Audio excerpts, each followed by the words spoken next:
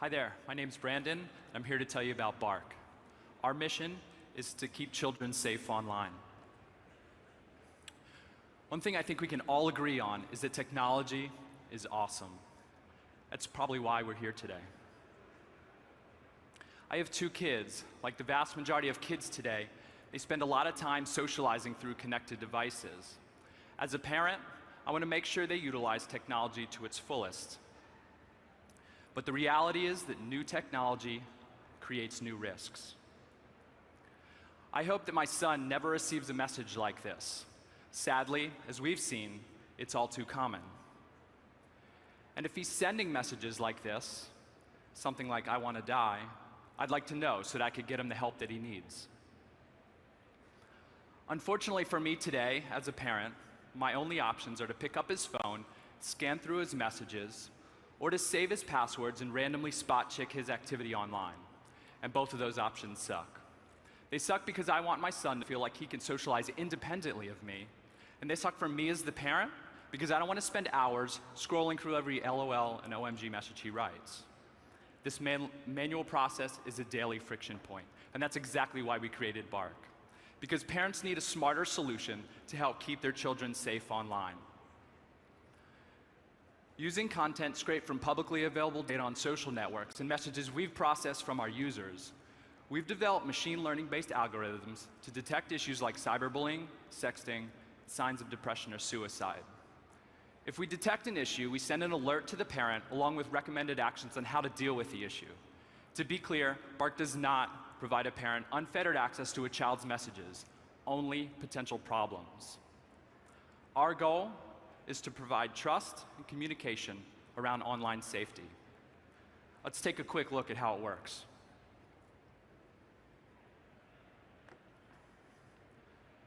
From bark.us, you'd sign up using an email and a password as a parent.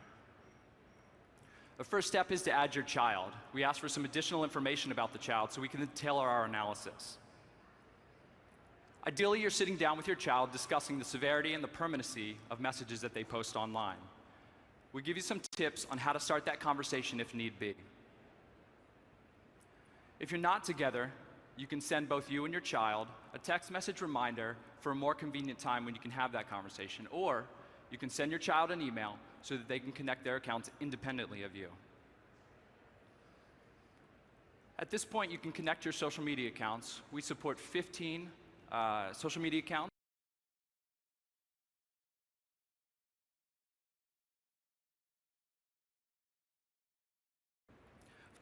For this, we'll connect Twitter. Twitter's now connected. We give the parents the ability to configure the type of notifications they want to receive. We heard from parents of 17-year-olds that they want to be notified of different types of issues than that an 11-year-old. So these are the controls to help them do that.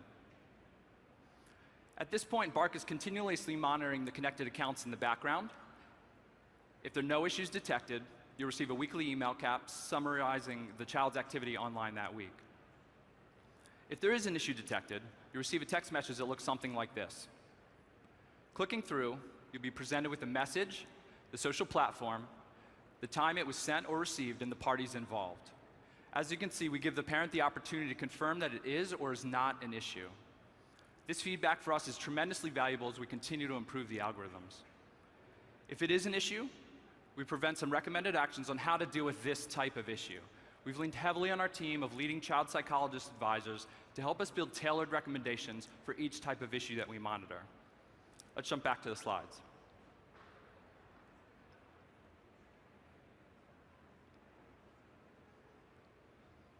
In the past few months, we've analyzed over 1 million messages, and we've found that just over half of children connected to Bark have had at least one issue, ranging from cyberbullying all the way to potentially suicidal situations.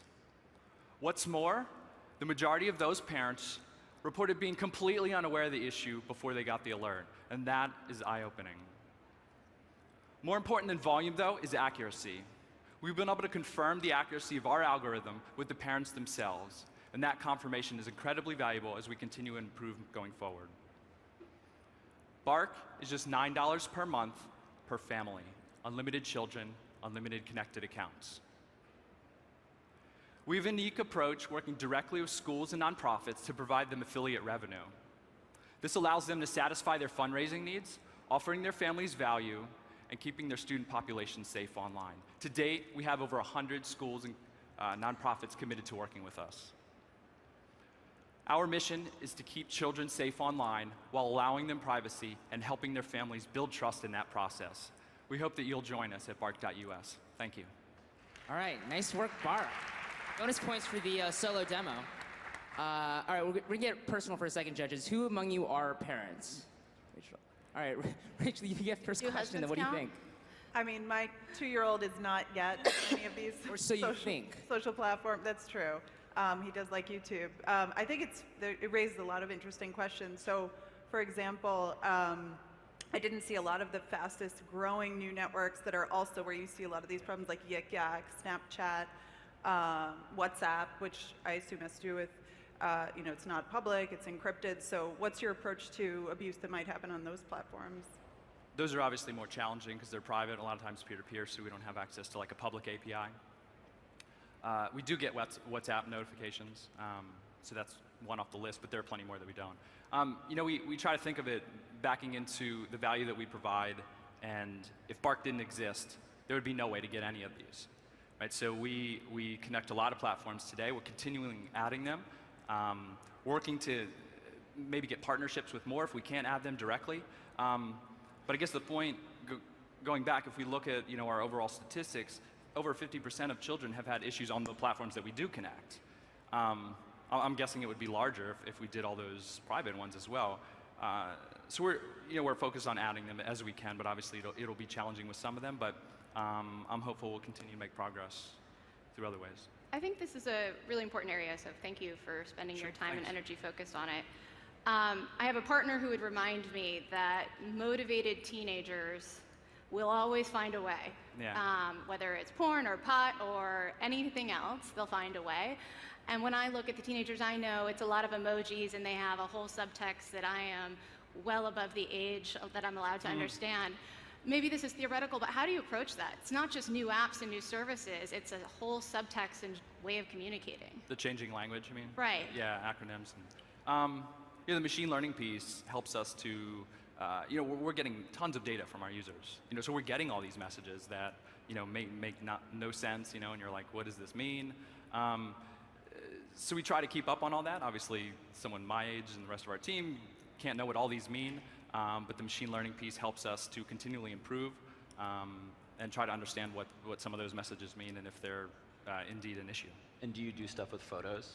We do. We, on both platforms, we get the photos on the phone, not just ones that were sent in messages. We scan them. We have nudity detection for both photos and videos so that a parent will be notified if there's sexting or nudity going on just from pictures saved on the phone.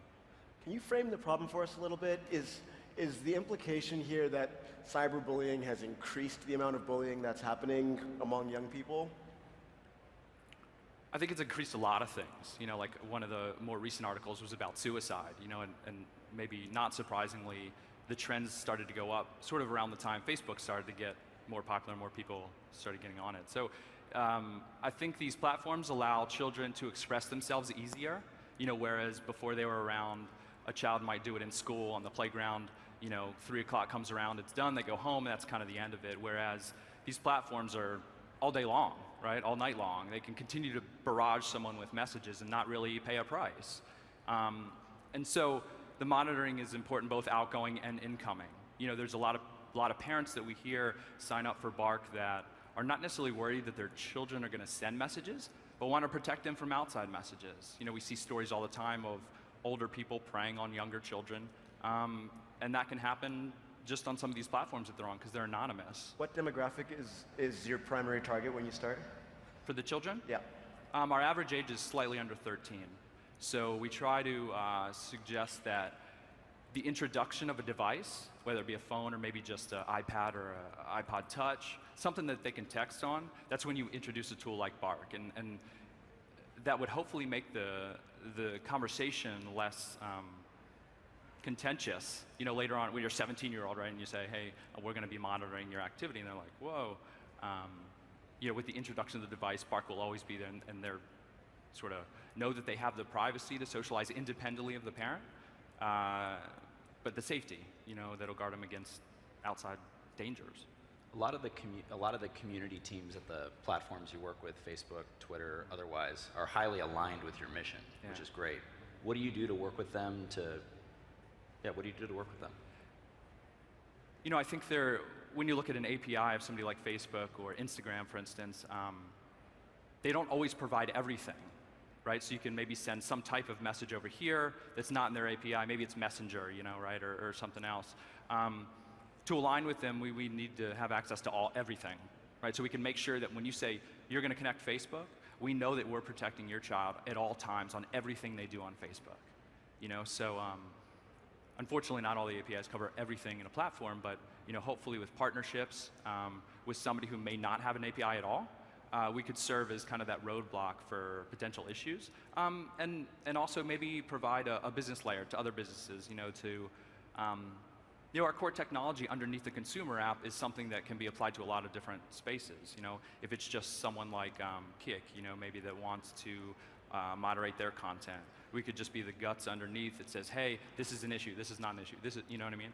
And just be sort of an API layer. So that's another play. Right now we're focused on the consumer app, but we know that what we're building is important in other areas too. Great. Give it up one last time for Bark. Thanks.